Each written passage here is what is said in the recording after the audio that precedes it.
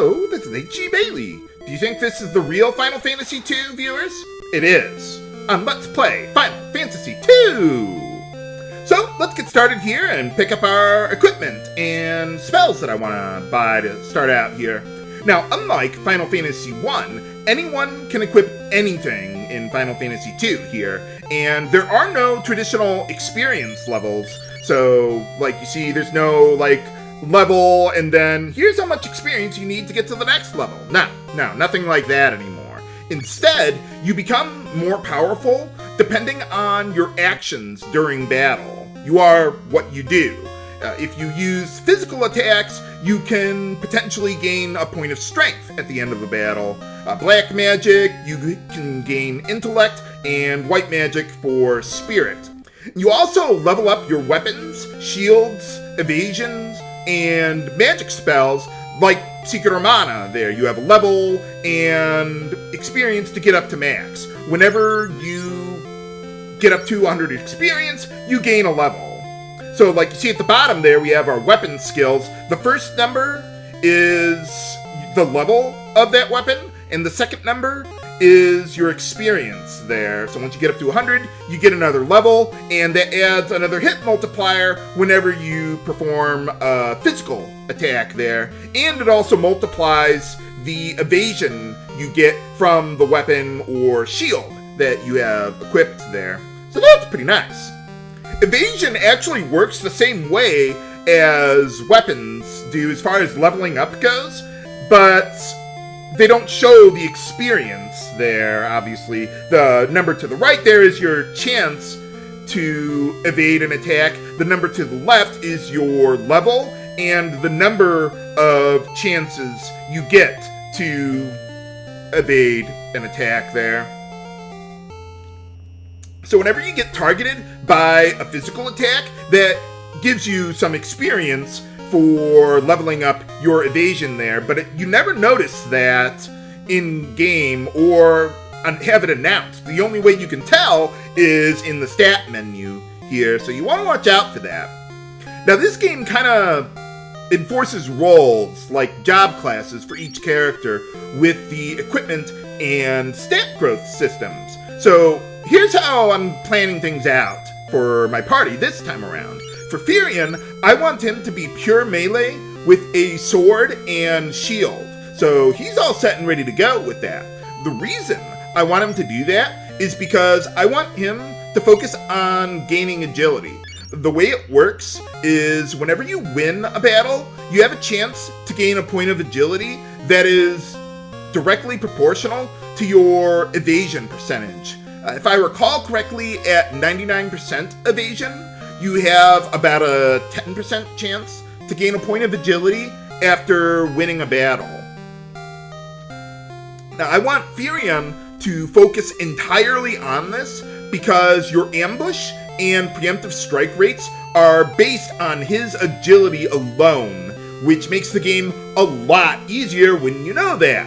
That's why I had so much trouble during the original LP, because we didn't know that at the time there. I mean, there's just so many opaque mechanics to the game, but once you know what they are, then it gets really fun.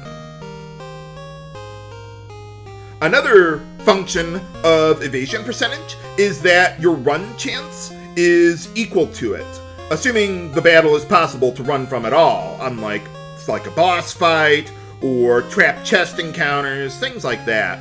It also determines your turn order, which makes sense since your evasion percentage is equal to your agility minus your equipment weight. So let's take a look at what we got there with Firion. He had 14% evasion. So if we remove the armor from him there, which had some weight to it, it increases his evasion percentage there. But for some reason, equipping a shield, well, I mean, it's obvious. Equipping a shield does increase your evasion percentage, but that also essentially means that equipping a shield makes you faster in battle for some reason. Yeah, it's kind of weird, but it is a critical mechanic of the game. So I definitely want Firion to equip a shield there. There's actually a lot of variants to turn order, but I find that even if you only have like 10 or 15% more evasion than your enemies, you're still going to act before them most of the time there. So I'm going to leave Firion without any body armor right now, so that way I can maximize his evasion percentage as much as possible right now. And let's see, for Maria, I want her to be a pure black mage with no weapons and armor. So let's strip her naked. Now, I don't want her to use her weapons at all, or even bare fists, because the game counterbalances gaining intellect with strength. If you attack with a weapon and potentially get a point of strength there, you have a chance to lose a point of intellect. And if you gain a point of intellect, you have a chance to lose a point of vitality, just like how black mages had low vitality in the first game. And if you gain a point of spirit, you have a chance to lose a point of strength. But as you can see, Maria starts with the most intellect of our party members, so it's natural to make her into a black mage. Also, another really opaque mechanic is that every piece of equipment has a hidden magic penalty during battle. In this case, if I equipped her with her bow, it would reduce her intellect and spirit by 70, and they don't tell you that in-game. The same goes for shields, heavy armor, basically anything that mages shouldn't be able to equip probably reduces their intellect or spirit. You can equip them, but the game massively penalizes you for doing so. There are pieces of light armor and some weapon types that have a negligible magic penalty, and I will use them, but not so much at the start of the game here. So I'll post a link to a weapon and armor list that includes these magic penalties on them, so you know what you're doing there. So since I'm making Maria into a black mage, let's check out the magic shop here and see what they got. I want to buy the Thunder Tome there to start. I don't want to buy a fire right away because we're going to find it in a dungeon soon. Not really soon, but soon enough. And I do eventually want to get Blizzard, but we don't have the money even if I sold everything I had. So I'm just going to focus on Thunder for now. So you can do two things with these magic tomes. You can either equip them as an item, and then if you use it in battle, it'll cast a level 8 Thunder spell, but then that destroys the tome. So yeah, it's a one-time deal, not worth it in this version of the game. So what I want to do is just teach the spell to her so she can start working on leveling it up. So yeah, you just select the tome, you put it in the menu here, you're set and ready to go. Hooray! And I like how this translation uses a variable width font there for the Thunder spell. Sometimes they still do have to use abbreviations, but not as much as the Neo Demi-Force translation there. Now for Guy, I want him to be my white mage. So let's see, I'm going to remove all of his equipment there. And I'm just going to sell everything to get the money I want for him. So I can buy the Cure Tome for him, the most basic white magic spell. I'm not really worried about leveling it up. It will level up naturally over time whenever I do need healing. So I don't need to go out of my way to do that. Same thing with the Cure Tome. You use it in battle, it could cast Cure 8 on your entire party. But again, that's not usually worthwhile. So I'm just going to teach it to Guy so he can have it permanently there. Now, for Guy's weapons, I want to equip him with knives. The reason is because knives all have a low magic penalty, so that's not a problem. And I'm not worried about him casting white magic to gain spirit and possibly losing a point of strength. I mean, yeah, I'd rather not lose strength, but it's not nearly as important to avoid a stat decrease as with black magic. The weapons I'm giving him are purely there for the evasion, maybe a little bit of splash damage to finish off a weak enemy there. And let's see. So I do eventually want to get 2 knives for him, but dual wielding works differently in this game than, say, like a Final Fantasy III. It's not like you equip 2 weapons and they each deal their own damage, and if you have 2 of the same weapon, it's effectively like having double damage there. No, it doesn't work that way. If you equip an offhand weapon there, doesn't matter what it is, it does reduce your attack power a little bit, because the game only uses the attack power from whatever your main hand weapon is there. Your offhand weapon doesn't contribute to your damage at all, but it does contribute to your evasion percentage, like shields in this case, and it does contribute to your weapon experience. So equipping 2 knives, you'll get double the weapon experience there. So that's pretty nice. But yeah, I don't have the money for that, so I'm gonna have to wait a little bit on that. But eventually I do want to do that with Guy. And as far as my ban list goes for this LP, I will be banning all forms of instant death, except for the life spell against undead.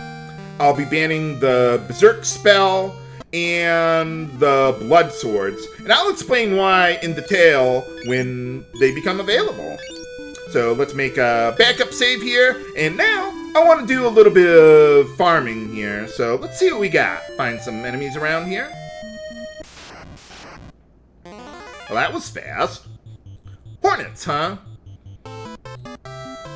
Okay, so what I want to do here is I want to try and get some more MP, particularly for Maria, since I'm only going to be having her casting black magic all the time. She'll run out of MP really, really fast if I do that. So what I want to do is take our Thunder spell here, and I want to hit my own party with it, so that way they will lose HP and thus have a chance to increase their max HP.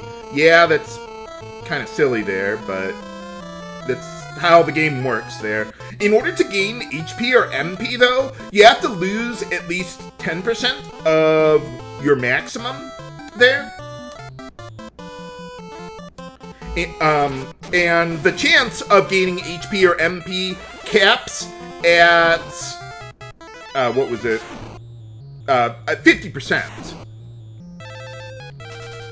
So once you've lost 50% of your maximum HP or MP, there's really no point in losing more of it. Okay, I finished that battle much faster than I thought I would. Hey, we got MP there, and HP. Wow, that was a really good first battle there. Okay, so now that we've done that there, do I want to go to the inn already? Probably.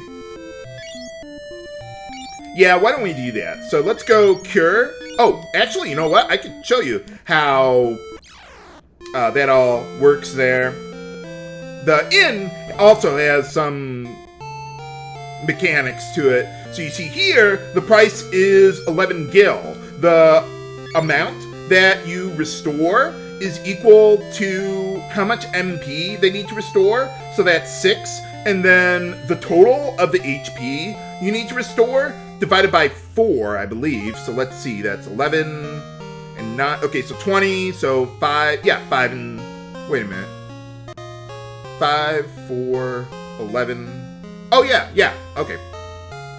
And let's see. So with Guy, what I want to do is take the Cure spell to target everyone. Hold up, or left. Yeah, left. There we go.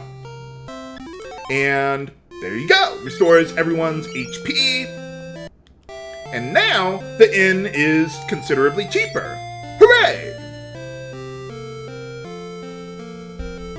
So yeah, that's something else you want to watch out for when you're planning your... when you rest up at the inn there. So what I want to do is I want to get Maria up to at least 16 MP there. And then I want to get her HP up to 30. And I also want to get Guy's MP up to 10. Now, if I have a battle where I use a ton of MP, but I get unlucky and don't increase my maximum MP, I would want to soft reset, because otherwise I would have to spend a lot of money on the inn every time I do that, and I'd rather not do that. Although, if I get a point of agility for Firion, or I get a point of intellect for Maria during that case, I'll probably overlook it and pay the money anyway, because gaining those 2 stats for them is so important to keep in mind there. So yeah, I'll overlook that. But otherwise, yeah, that's all I want to do for my grinding there. And I also want to buy a second knife for Guy. But can we survive a trip to infiltrate Fynn itself? Find out next time on Let's Play Final Fantasy II!